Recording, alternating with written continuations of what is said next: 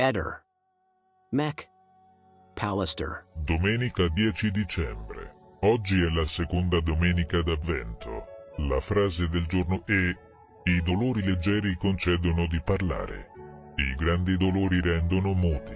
Accadde oggi, 10 dicembre. 1948, approvazione della Dichiarazione Universale dei Diritti Umani promossa dall'ONU. Lo sapevi?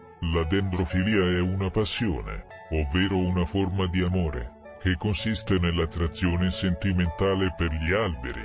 Essa può comportare il desiderio di congiungersi in matrimonio, fisicamente, con gli alberi stessi, ovvero l'adorazione degli alberi come simboli di felicità. Ehi, non dimenticare di iscriverti a questo canale.